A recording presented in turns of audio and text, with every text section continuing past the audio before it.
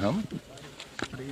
किताब डकैत, फर्नीचर डकैत, भैंस डकैत, मंत्री रहते हमने, हमारी पत्नी ने, हमारे बच्चे ने शराब की दुकान लूटी है, 16,900 रुपया गले से लूटा है। हम कैसे विरोध कर सकते हैं? हमें कहां से अधिकार हो गया विरोध करने का? हम खड़े हैं आपके सामने, हमें हिंदुस्तानी आप मान लें, यही बहुत हमारा सौभाग्य होगा। किस खड़ी है, कितना डंडा बरसाया है, सुबह से कितना मारा है लोगों को, और टोपी वाला तो कोई छोड़ा ही नहीं है। क्या कोई एक्शन लेंगे इस पे? कोई शिकायत करने जाएंगे, किसी से बात करेंगे आप? अरे मुर्गी डकैती, बकरी डकैती में बंद हैं हम। किताब डकैत, फर्नीचर डकैत, भैंस डकैत, मंत्री रहते हमने, हमारी पत्नी ने, हमारे बच्चे ने शराब की दुकान लूटी है, 16,900 रुपया गले से लूटा है। हम कैसे विरोध कर सकते हैं? हमें कहां से अधिकार हो गया विरोध करने का? हम खड़े हैं आपके सामने, हमें हिंदुस्तानी आप मान लें, यही बहुत हमारा सौभाग्य होगा। इलेक्शन कमीशन तो जाएंगे ना आपकी शिकायत को क्या लेकर? करेंगे जाकर? कौन सी ऑर्गेनाइजेशन ऐसी हिंदुस्तान की जो स्वतंत्र है? कौन सी है? आप ही बता दीजिए। मैं कहाँ आरोप लगा रहा हूँ? मैं तो सच कह रहा हूँ। आरोप लगाऊंगा तो एक आरोप का मुकदमा कायम हो जाएगा। आजम साहब, हमने देखा था जिस भी रैली में आप जाते थे तो आप वहां मन से ये कहते थे कि पुलिस रोक रही है, तो जो चीजें वहां पर हो रही थी अब आज मतदान के दिन भी ऐसा हो रहा है। आपको दिख रहा है? आपको नहीं दिख रहा? कभी तो सच बोल दो भाई। तभी इस्तेमाल करने आए थे, इसलिए लंबी लाइनें थी। आज मायूस हैं लोग और आतंकित हैं, डंडे से पीटे जा रहे हैं।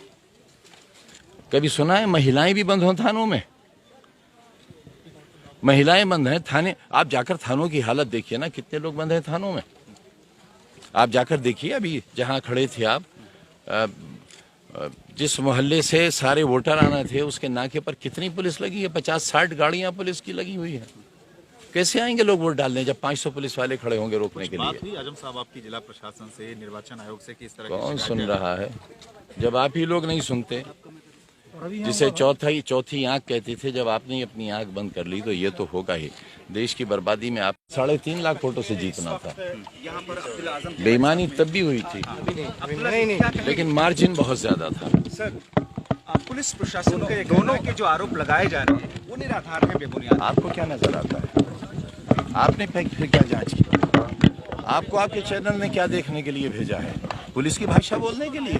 हम आपसे समझना चाहते हैं। हमसे क्यों समझना चाहते हैं? आपने वोटर से क्यों नहीं समझा? ये खामोश दीवारों से क्यों नहीं समझ रहे हैं आप? खाली पोलिंग स्टेशन से क्यों नहीं समझ रहे हैं आप? भाजपा के लिए जिलाधिकारी का कहना है कि हमारी बात खुद उनके प्रत्याशी से हुई। हमने उनसे कहा कि अगर कोई तथ्य है तो शिकायत दीजिए, लेकिन आपको नहीं क्या दिख रहा है? आप देखिए ना, अपना कैमरा घुमाइए ना। इसे चुनाव कहेंगे आप? अगर हिटलर के जमाने में चुनाव होता, चंगेज के जमाने में होता तो शायद ऐसा ही होता। हो सकता था वो भी कुछ पढ़ने देता। अच्छा सर, हमने मतदाताओं से भी बात की थी, तो मतदाता को भी कहना था कि कुछ ऐसे मतदाता कि बस अगर कह देंगे तो दिक्कत हो जाएगी। सब घर पे पुलिस पहुंच जाएगी, अभी उठा लाएंगे, चालान हो जाएगा हमारे साथ भैंस डकैती में।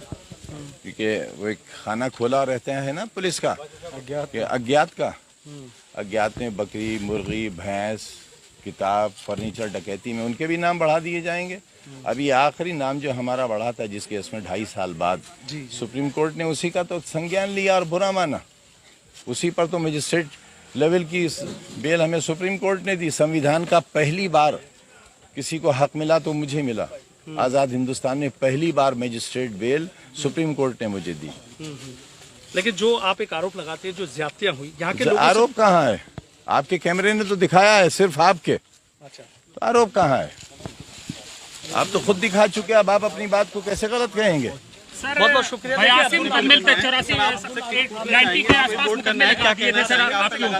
लग रहा है कि सरकार सेंचुरी लगाने की इरादे में प्रत्याशी उनको रोका जा रहा है, मैं कहाँ रोक सकता हूँ? रोक रहा है। रोक नहीं रहे हैं, घरों से निकलने ही नहीं दे रहे हैं। आपने देखा मोहल्लों की नाकाबंदी है, जहाँ से जो सबसे बड़ा बूथ है इस इलाके का, वहाँ कहाँ वोटर को आने दिया गया? अभी आसिफ रजा जो समाजवादी पार्टी के यहाँ के प्रत्याशी, उनका ये आरोप था कि प्रशासन आरोप नहीं था, आरोप नहीं है ये, आरोप नहीं। अबे प्रशासन कोई हमारे लिए थोड़े काम करेगा? ना हमें ये गलतफहमी है हमारे लिए करेगा, ना हम ऐसा चाहते हैं हमारे लिए करे, लेकिन किसी हद तक अगर निष्पक्ष रहते तो अच्छी बात थी। सर 27 महीने आप जेल में रह के आए लेकिन तेवर नहीं बदले हैं, आप आज भी विरोध कर रहे हैं बिल्कुल। मरवा दीजिए। इंस्पेक्टर ने कहा तो था हमसे जेल में कि बाहर निकलें आप तो भूमिगत रहिएगा। हमने पूछा क्यों, बोले इसलिए कि आप पर बहुत मुकदमे हैं, आपका एनकाउंटर भी हो सकता है। तो क्या होगा मुन्ना? डरते क्यों नहीं सर, डर क्यों नहीं लगता आजम खान को? पहले ही से मरा, इतने मुकदमों के बाद तो कोई भी डर जाएगा सर। पहले ही से अपने को मरा हुआ तय कर लिया है तो फिर क्या डरेंगे? जिंदा लाश हैं हम। अच्छा क्या लग रहा है, क्या लग इसे रहा है आप जिंदगी कहते हैं, परिणाम आएगा? इसे आप जीवन कहते हैं जो हमने गुजारा है, जो हम गुजारते हैं। जितने अपमान से हम रहते हैं अपने ही वतन में, जितनी जिल्लत और घृणा से रहते हैं, जितनी घृणा हमसे की जाती है। टाइगर ऐसी बातें कैसे कर सकता है सर?